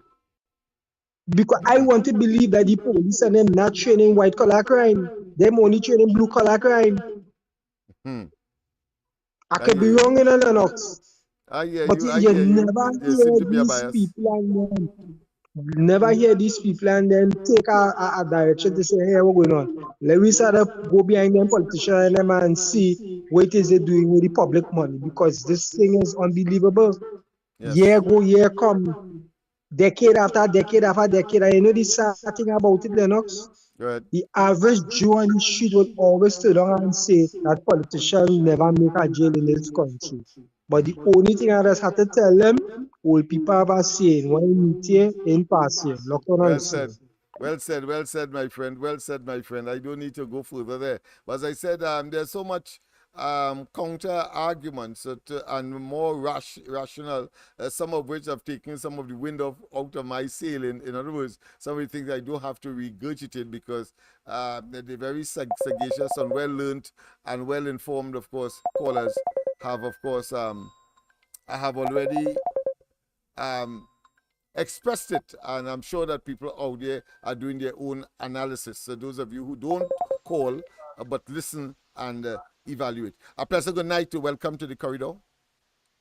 Oh, good night, Lennox. Lennox, I'm hearing you very, very soft. Are you hearing me okay? Yeah, I'm hearing you very loud. Oh, all right. I won't talk too loud then. Yes. Lennox, the last caller talked about the police, right? Yes. And that got me thinking. I was thinking about that too, caller, for a long time now. And I believe that the police is just loyal to a party. They're not loyal to a country. Same thing with Coast Guard and Army. So they report to the party. Now, if the Prime Minister tell the police, I want you, or tell Erla, I want you to go in this community and invade that community and knock every door down and do searches, they will do it. They will do it. And if he says, we want to chip away at these people's rights, we want to change, reform some stuff. I want you guys to now go and guard all the community now, like and just arrest people. And if he could morph himself into such a powerful person that he retains power year after year, like Williams did. He had the police in the palm of his hand, and the police answers to him, and they don't think about the country, and that is dangerous. Very dangerous, because that now stops democracy. And the police knows that. The police loyalty should be to the flag and to the country. And they cannot defer from that. And they should be trained and indoctrinated to love the flag and love the country. But you ever see them driving around? You ever see them walking around? I mean, they're like nobodies. the army and all of them were like nobodies. There's corruption within every single entity there. And it's a joke. We are a joke. But it's dangerous because that laser that was missing, that laser was supposed to detect drugs in every shipment of scrap iron. And it's gone. And the shipment of scrap iron continues because it ends up in France, it ends up in countries, and it's packed with drugs. So you see what's going on here? The police will never look at white collar crime. They will never arrest a minister. The only person who was, what's her name? The lady from the Gem Gardens, and she passed away, and she was deeply corrupt. But she was a hero. I just saying that the change has to come from us, and we have to rise up, eh? But it's really hard when you have a party that controls every single thing, even shipment of goods, what we eat, everything. And the PM is horrible at it because we could have been much more advanced than we are today. We don't have to have people living in galvanized houses. You know, we don't have to have people in little wooden shacks that burn down. We shouldn't have people living with a deed, no deed, or just a certificate of comfort. You need a deed so you could sell the damn place. Ownership, housing, all of that is corrupted. And they buy votes. And people look at that in foreign countries like the United States, England, Canada. All of the diplomats are here, they're in Trinidad, they see it, and they laugh. I bet you when they get together privately, they have crazy conversations about us. And they'll never tell us because we would be ashamed. And that's just my comment, eh? Because they read the newspapers too, they watch Ian Allen, they know what's going on. They're not stupid. That's my comment, Lennox. Thank you very much. Thank you very much. Well, of course, I don't want to add to that because I have to go straight, of course, to complete that statement made by Saddam Hussein. I think is important to add to the conversation. But of course, well, we have another call. All right, I'll have to take that call as promised. President, good night. I know that I know that your comment will be short because we don't have much more time. President, good night. Yes, Lennox, it will be short. Okay. I say I wasn't going to call back, but I have to call back. No People problem. not understanding English. They're not understanding. They seem to be bright. They seem to be educated, but they are donkeys. I am saying that the party, the UNC, is not making any diplomatic moves. Let me put it that way. Nobody here want no bacchanal inside here. We don't want no 1970 again. We don't want no 1990. It will lead to that, yes, right? If things get out of hand. And even if it get that way, it will be problem for us. Let them make some diplomatic moves and handle this thing in a diplomatic, calm way by approaching the OS. But you and Tagarigua, you Miss Santa Cruz and Tagarigua, only fighting for party and talking about, oh, nobody can mash up this party. The longest rope have end. It have to end. It things could end. Right? Nothing is forever. Yes. All right. So or they better hold. You say it will be short, so I think you made it your have point. who they talk real long, let them hold. All right, okay then. Thank you. Caller, go ahead. You're on the handset. Go ahead, caller. Go ahead, caller. Yes, good night again, Lennox. Yes, go ahead. The caller just now, what the police job is to do? Them job is to hand out ticket and get the merit points. That's what they do now. Handing out ticket and get the merit points. That's what they making money. Yes, all right. I hear you. All right. Yes. Handle tickets and monitor the merit points. I hear you. Yeah. Let's go into something. Yeah. You must put a ludicrous comic relief component to all of the serious conversations that are taking place and around us and between us. Thanks very much. Of course, let me try to finish that particular. Wait. Before you have a next one? Go ahead. Let me say something. Yeah. Yeah, the DSF business, right? Yes. Right? Yeah. That was going on, and it was a very Ponzi scheme, really, and it was handing out a lot of money to poor people who couldn't really get a loan or money from financial institution. I want you think with me, yeah? Good. And these No, I made the point, so I know understand that. this. I don't know if others, the Yeah, callers may want to be briefed. Yes. the prime minister have the air, so they call him up and tell him he has to put a stop to this thing because it affecting their business. Because if people going by this man and they getting their money, easy come, easy go, and they taking it out of the bank and going there. So one time he go there and he deal with them as accordingly, take all the money and the funds and everything and go with it. Not that damn dog work when you see that all these people, majority of them is paying it about in fact, to clamp down on these what is considered to be susu arrangements.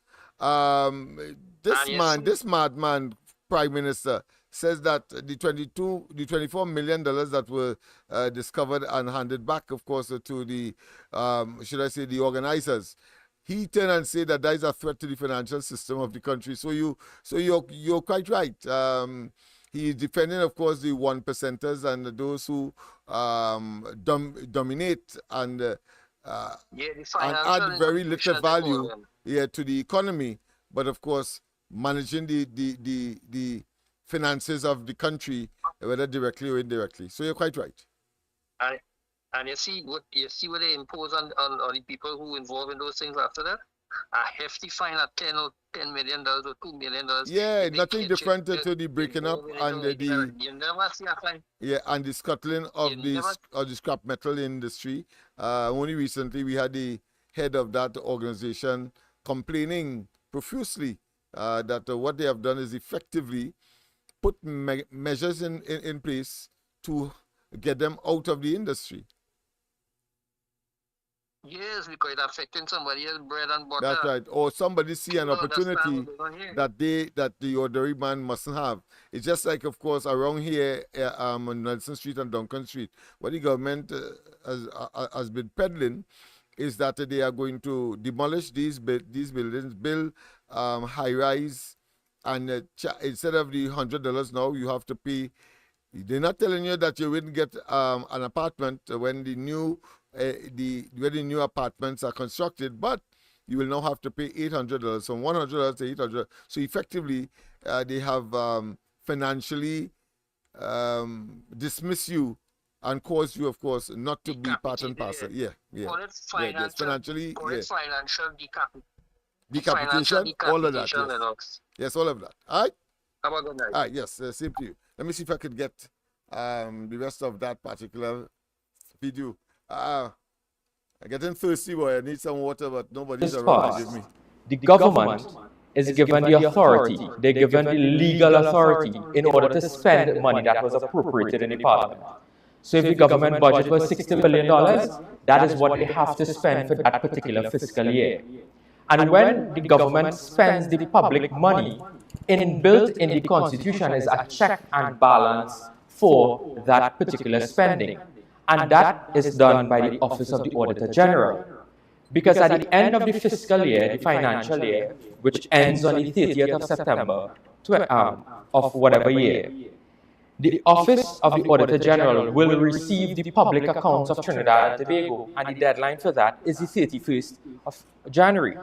And thereafter, the Auditor General will conduct the various audit examinations in all of the ministries to determine that what was allocated for you in the budget was actually spent, and you actually have the evidence to prove that this money was spent, and this is the items that were purchased, this is the services that were received by the government. And if you look through over the previous years, the Auditor General will normally, through her examination, or previous Auditors General, would look and you will see issues they raise in terms of monies were spent, but they didn't see exactly where the money was spent. That is as part of the public record. So the Auditor General will have access to all the books, records, returns, and other documents in relation to the public accounts of Trinidad and Tobago. And what is important is that the Constitution protects this office so much, it's an entrenched provision in the Constitution, that at 116 subsection 6 of the Constitution, it states this: in exercise of his function, meaning the function of the Auditor General, under this Constitution, the Auditor General shall not be subject to the direction or control of any other personal authority. What that means? It means that the Minister of Finance cannot tell the Auditor General how to do her job. The Parliament cannot tell her what to do. The Prime Minister can't tell the Auditor General what to do because it's an independent office. And that is what the Constitution provided for. All the Auditor General does is, at the end of her exercise in terms of the audit of that fiscal year, is present a report to 1, the Speaker of the House, 2, the President of the Senate, and 3, the Minister of Finance. And whatever report that she provides to the Parliament. I will pause there because I want you to take note. I put a bookmark there, or note, or take an annotation. Last night, of course, one of the callers said that, of course, the auditor's report would be going to the Minister of Finance, and then, of course, he takes it to the Parliament. And I said that would be a folly, really, if a politician should take the independent officer and therefore their report to the Parliament. So now we know that the Constitution says it's not just the Minister of Finance. So that is by the way. But it's really, because since it has to be presented in the Parliament, then both presiding officers, the Speaker of the lower house and the President of the upper house, also gets a copy. So that is now very clear, defined in law, and not just the politician, Minister of Finance. It will be an anomaly. It will be really an absurdity for only he to present, because anything could happen between him and presenting it in the Parliament. So the speaker gets a copy and of that report and that of the President. I thought it was important to clear that up, because last night I was a bit disconcerted, and of course the caller insisted that it goes to the Minister of Finance only, suggesting, whereas of course it is not the case. Legally, it goes, the Auditor General will know to send a copy to the Minister as well as to the Parliament presiding officers in both houses, so that it can be put on the order paper and be presented at the appropriate time. They cannot tell her to adjust her report, because that is her constitutionally enshrined duty to audit the books of Trinidad and Tobago. It's simple as that. When you look at the oath of office that the Auditor General takes, it's in the Constitution. It says that she indicated that she has been appointed as the Auditor General. And this is what the oath says, and I'll read it verbatim.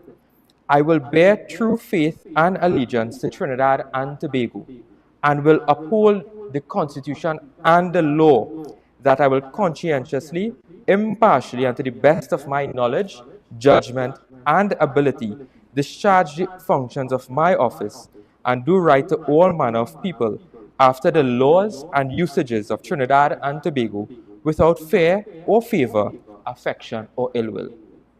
And today, we have seen Ms. Jaiwanti Ramdas executed her oath of office without fear or favor from this PNM government, who has launched several harsh political attacks upon her under the cowardly cloak of parliamentary privilege. The Attorney General and the Minister of Finance, on the Friday that we had this debate in terms of the extension of time for this report, they launched serious, disgusting political attacks on the independent office of the Auditor General.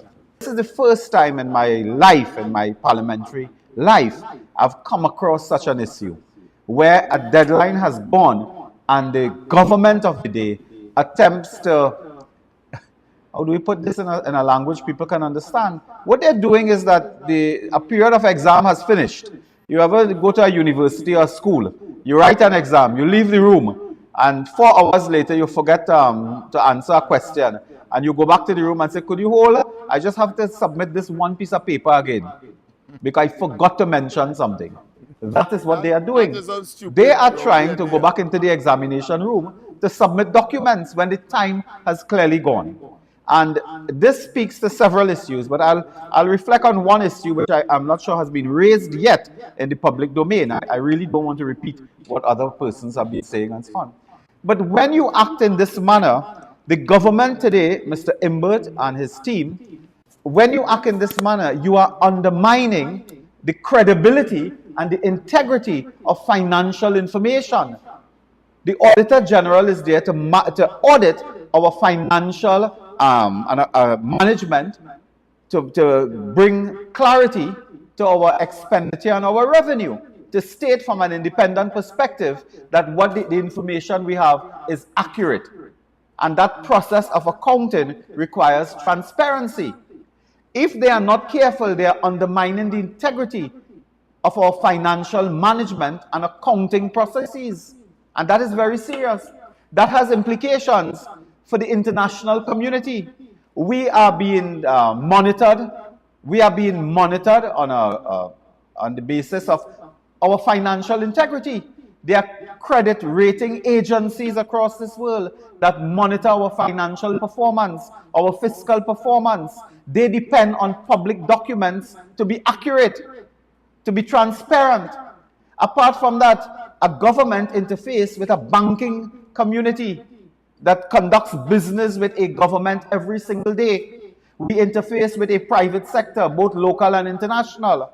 We interface with a private sector, banking community, credit rating agencies, and they depend on the government and independent institutions like the Auditor General to ensure that there's accuracy in reporting.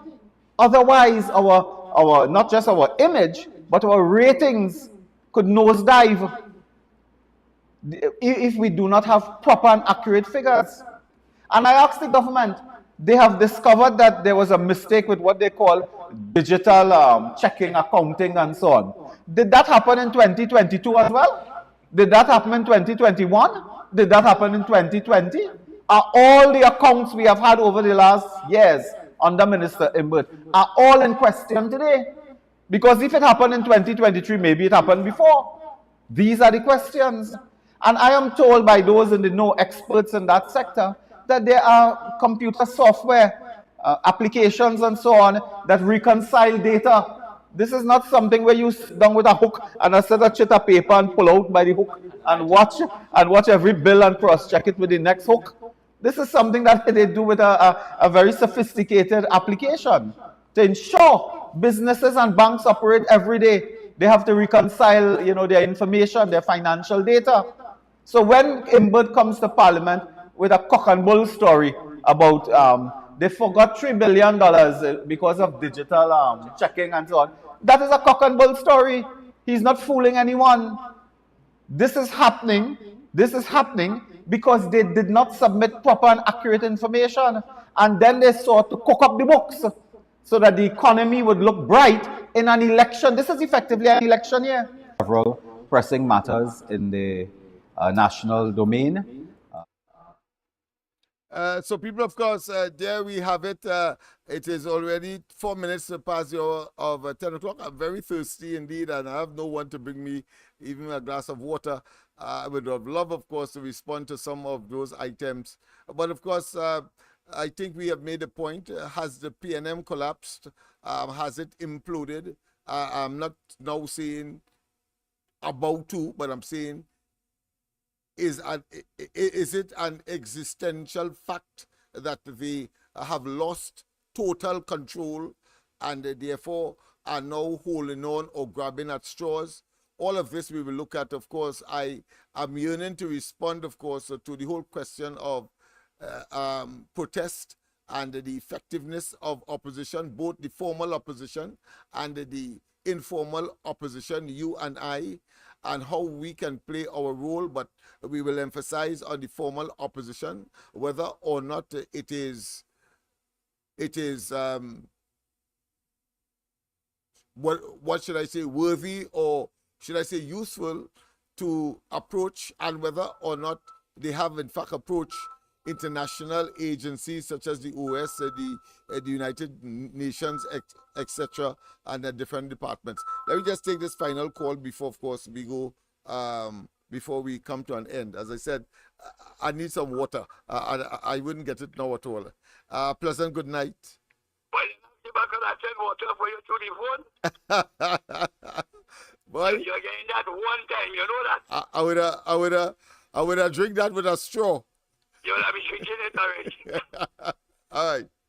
But I want to say one thing, because I know you want to do so. Yes, go ahead. So, I have to use the word shit again, eh? Yeah, no problem. You can't even call him but and read him. Dominican man, you can't even call him horse shit. Let me tell you why. Yeah, there is a Amo.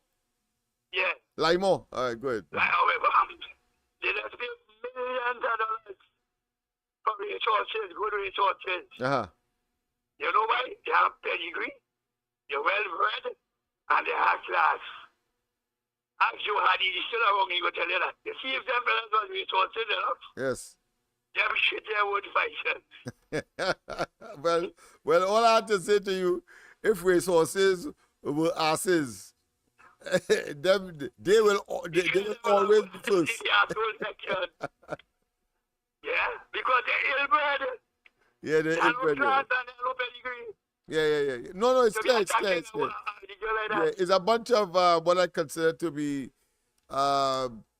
nuisance-oriented individuals who have disgraced power, the office, and have unmeritorious access to wealth, fame, and shaking with the well-to-do in the society, and ought not to have been around in the first place. But their greed and their offensive approach will lead them, of course, and I will continue to say, the blue lights and silver bracelets. Let the disgrace old parliament. Yes, that is what they have done. They just, when dishonorable people enter honorable office, the only outcome can be what we are seeing now, devastation and dishonorableness. Yeah. Yes. Like I said, yes. If there was resources enough, they can invest $1,000 on the market. Yes. And if resources, and if resources were asses, jackasses like these fellas, then of course they will always be on the rare end of any initiative, simply because some say they are blighted, but they are simply stupid. Simple as that. When jackass see them, they go, I hear you. See you too. See you in the morning. All right. Yes, my friend. Yes, indeed. Of course, people, we have come to the end of tonight's exercise. Thank you, of course, for being so interactive and so, should I say, contributory, and paying attention. I've looked at some of the comments and so on.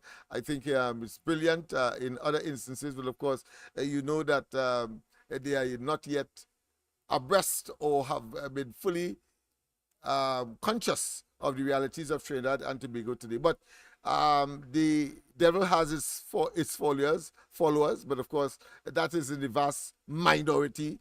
But the good people, since good must always prevail over bad and evil, that at the end of the day, we will salvage this situation and, of course, ensure that these vipers are out of office and be given what they deserve, whilst, of course, Trinidad exhale. It will do better, can do better with conscientious people such as you and I. See you tomorrow. Not tomorrow night, but of course on Saturday night. And tomorrow, of course, is my night out, so to speak. And then, of course, I may put in an appearance tomorrow morning on the ground report, Andy, Mikey, and myself. But look forward to that as we, of course, continue to share with you some of the issues of the day. We can what? We can make it if we try, people. Have a wonderful rest of the night. God bless. And let me go and get some water. Bye-bye.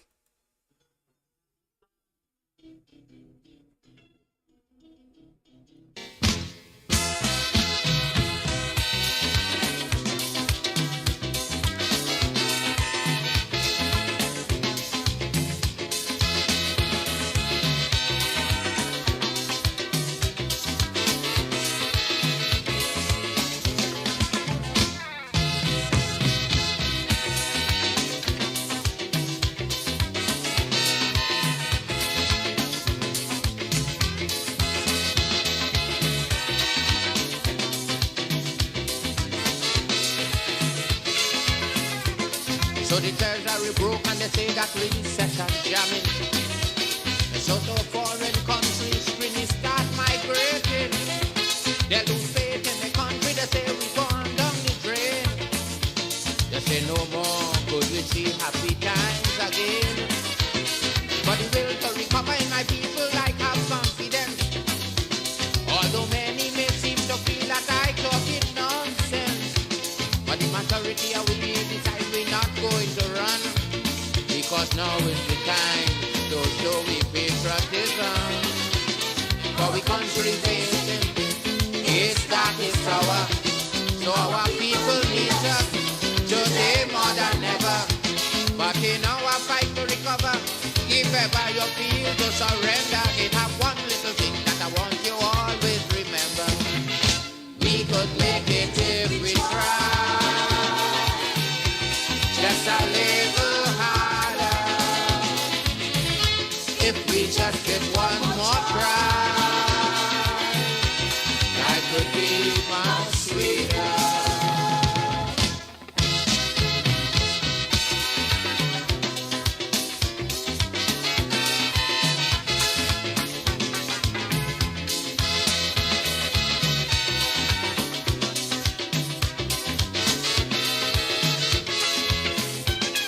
The country analyze just what was the problem. Yes, we start making very positive moves to solve them. We fired the old set on managers we had working, and it's a new group we went and we bring in. And if the goods we require, them new managers not supplying. When election time come back wrong, it's new ones we bring in. But if it's one thing about my people, I could guarantee that they would never ever put party before country. I know the country facing is dark, is sour, and our people need us today more than ever.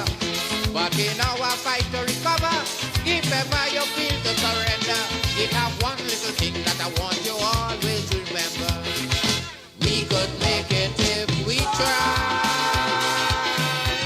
Just a little harder. If we just give one more try, life would be much sweeter.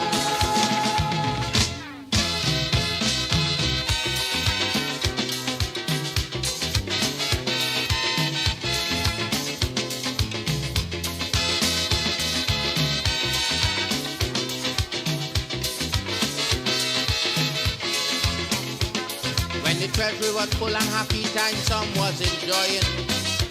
It's in Mova and Lavantil poor people was living. Now the treasury flat and the country come back to square one. Poor people remain on the same old ghetto injunction. But to get the economy return today on some footing, if the same poor people 10 days and cola they're taking. And without social unrest, poor people paying the price. Because they know for the country, nothing too much to sacrifice. And if the country facing is dark, it's sour. So our people need us today more than ever. But in our fight to recover, if ever you feel to surrender,